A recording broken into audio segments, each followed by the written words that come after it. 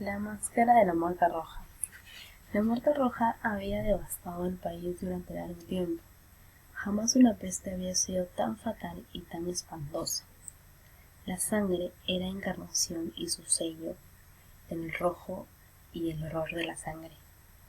Comenzaba con agudos dolores, un vértigo repentino, y luego los poros sangraban y sobrevenía la muerte. Las manchas escarlatas del cuerpo y la cara de la víctima eran el bando de la peste, que la aislaba de toda ayuda y de toda simpatía. Y la invasión, progreso y fin de la enfermedad se cumplían en media hora. Pero el príncipe próspero era feliz, intrépido y sagaz. Cuando sus demonios quedaron semidespoblados, llamó a su lado 1000 caballeros y damas de su corte, y se retiró con ellos al seguro encierro de una de sus abadías fortificadas. Era esta de amplia y magnífica construcción, y había sido creada por el excéntrico aunque majestuoso gusto del príncipe. Una sólida y altísima muralla la circundaba. Las puertas de la muralla eran de hierro. Una vez adentro, los cortesanos trajeron fraguas y pesados martillos y soldaron los cerrojos. Habían resuelto no dejar ninguna vía de ingreso o de salida a los súbitos impulsos de la desesperación o del frenesí. La abadía estaba ampliamente aprovisionada. Con precauciones semejantes, los cortesanos podían desafiar el contagio, que el mundo exterior se las arreglara por su cuenta. Entretanto era una locura afligirse. El príncipe había reunido todo lo necesario para los placeres. Había bufones, improvisadores, bailarines y músicos. Había hermosura y vino. Todo esto y la seguridad estaban del lado de dentro. Afuera estaba la muerte roja. Al cumplirse el quinto o sexto mes de su reclusión, y cuando la peste hacía los más terribles estragos, el príncipe próspero ofreció a sus 1000 amigos un baile de máscaras de la más insólita magnificencia. Aquella mascarada era un cuadro voluptuoso, pero permitían que antes les describía los salones donde se celebraba. Eran 7, una serie imperial de estancias. En la mayoría de los palacios, la sucesión de salones forma una larga galería en línea recta, pues las dobles puertas se abren hasta adosarse a las paredes, permitiendo que la vista alcance la totalidad de la galería. Pero aquí se trataba de algo muy distinto, como cabía esperar del amor del príncipe por lo extraño. Las estancias se hallaban dispuestas con tal irregularidad que la visión no podía abarcar más de una a la vez. Cada 20 o 30 metros hacía un brusco recodo y en cada uno nacía un nuevo efecto. A derecha e izquierda, en mitad de la pared, una alta y estrecha ventana gótica daba un corredor cerrado que seguía el contorno de la serie de salones. Las ventanas tenían vitrales cuya coloración variaba con el tono dominante de la decoración del aposento. Si, por ejemplo, la cámara de la extremidad oriental tenía tapicerías azules, vívidamente azules eran sus ventanas. La segunda estancia ostentaba tapicerías y ornamentos purpúreos, y aquí los vitrales eran púrpura. La tercera era enteramente verde, y lo mismo los cristales.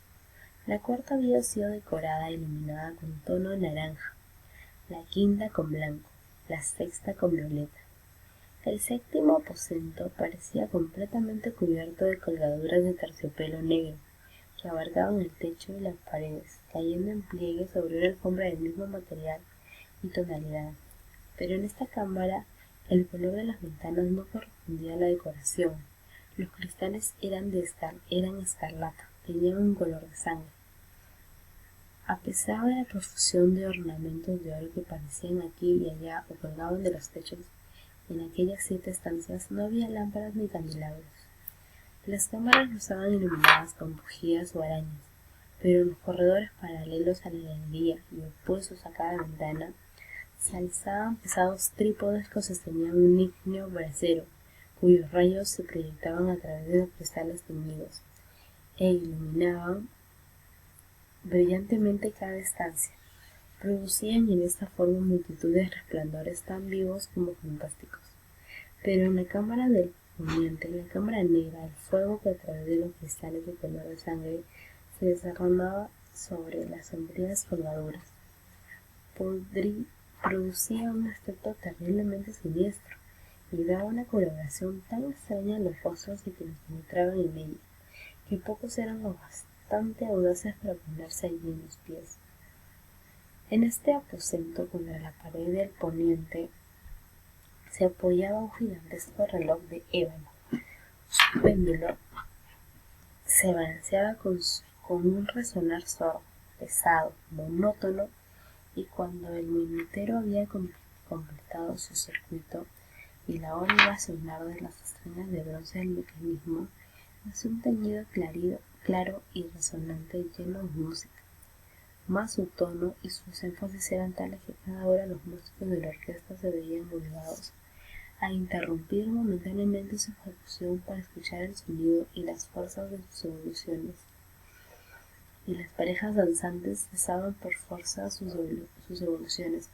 Durante un momento, en aquella alegre sociedad reinaba un desconcierto, y mientras aún resonaban los tañidos del reloj, era posible observar que los más atolondrados palidecían y los de más edad y reflexión se pasaban la mano por la frente, como si llegaran a una confusa meditación o a un ensueño.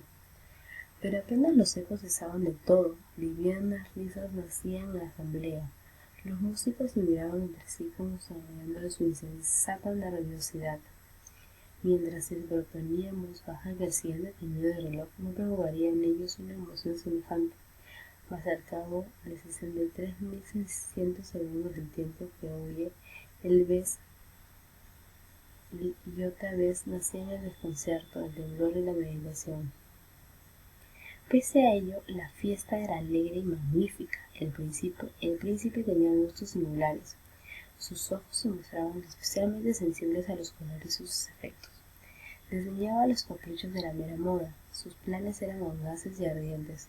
Sus concepciones brillaban con bárbaro esplendor, que algunos podrían haber creído que estaba loco. Sus cortesanos sentían que no era así. Era necesario oírlo, verlo y tocarlo para tener la seguridad de que no lo estaba.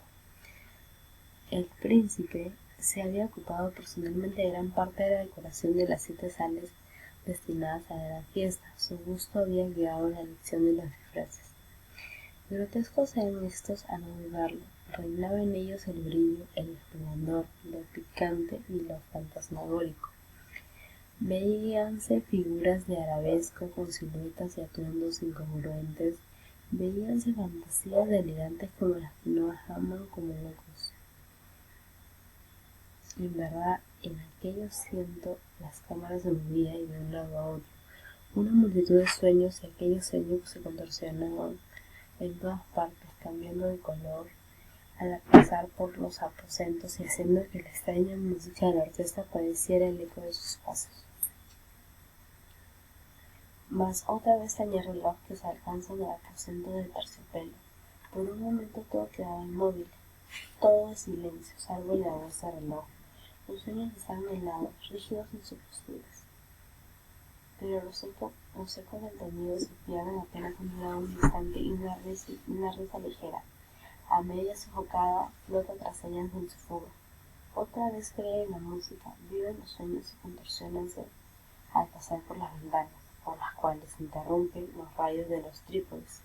Más en la cámara que da al oeste ninguna máscara de aventura, pues la noche avanza y una luz más roja se filtra por los cristales de color sangre. Aterradora es la tiniebla de las quemaduras negras, y para aquel cuyo pie se posea en la sombría alfombra brota el reloj de ébano un abogado resonar, mucho más solemne que los alcancen a oír las máscaras entregadas a la ajena alegría de las otras estancias.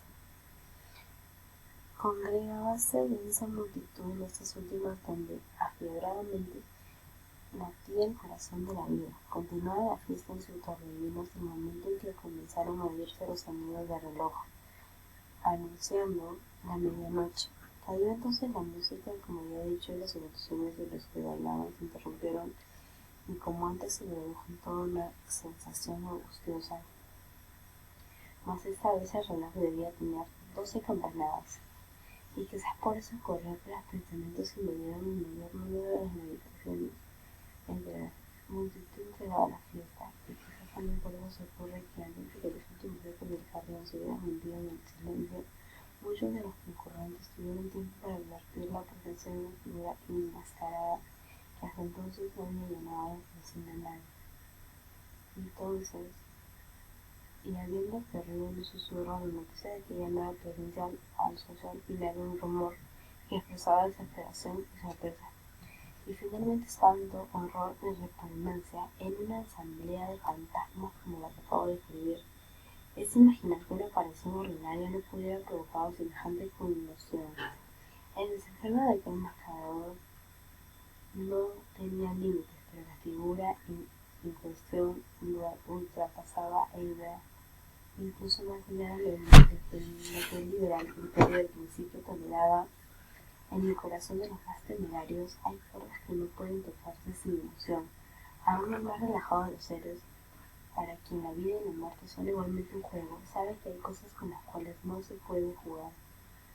Las concurrentes parecían ser, en lo más hondo que el trabajo y la apariencia del desconocido no revelan ni ingenio ni decoro. Su figura antiflaca estaba envuelta en la cabeza y los pies en una mortaja.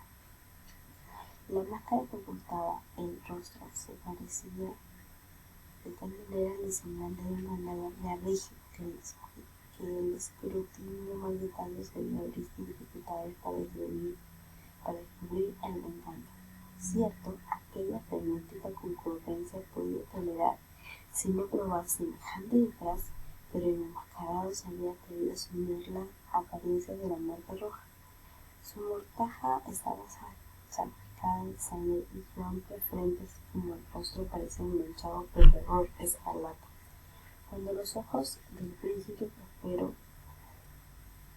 cayeron sobre la espectral imagen para dar relieve a su papel, se paseaba entre los bailarines, convulsionándose en el primer momento con un estremecimiento de terror o de disgusto, pero inmediatamente su frente retrocedió el aire. ¿Quién se atreve? Preguntó con voz ronca a los cortesanos que los rodeaban. ¿Quién se atreve a insultarnos con esa burla blasfematoria? Apodérense de él y desenmascárenlo, para que sepamos a quién vamos a ahorcar al alba en las almenas. Al pronunciar esas palabras, el príncipe Próspero se hallaba en el aposento del este, el aposento azul. Sus acentos resonaron alto y claramente en las 7 estancias, pues el príncipe era hombre, temerario y robusto, y la música acababa de cesar una señal de mano. Que nadie alzara la mano para detenerlo, y así, sin impedimentos, pasó a 1 metro del príncipe, y mientras la vasta concurrencia retrocedía en un solo impulso hasta pegarse a las paredes, siguió andando interrumpidamente, pero con el mismo y solemne paso que desde el principio lo había distinguido. Y de la cámara azul pasó la púrpura, de la púrpura a la verde, de la verde a la naranjada, desde esta a la blanca y de allí a la violeta, antes de que nadie se hubiera decidido a detenerlo. Mas entonces el príncipe Próspero, enloquecido por la ira y la vergüenza de su momentánea cobardía, se lanzó a la carrera a través de los 6 aposentos, sin que nadie lo siguiera por el mortal terror que a todos paralizaba. Puñal en mano, acercóse impetuosamente hasta llegar a 3 o 4 pasos de la figura, que seguía alejándose. Cuando ésta alcanzara el extremo del aposento de terciopelo, se volvió de golpe y le enfrentó a su perseguidor. Oyó su agudo grito mientras el puñal caía resplandeciendo sobre la negra alfombra y el príncipe Próspero se desplomaba muerto. Poseídos por el terrible coraje de la desesperación, numerosas máscaras se lanzaron al aposento negro, pero al apoderarse del desconocido, cuya alta figura permanecía erecta e inmóvil a la sombra del reloj del ébano, retrocedieron con inexpresable horror al descubrir que el sudario y la máscara cadavérica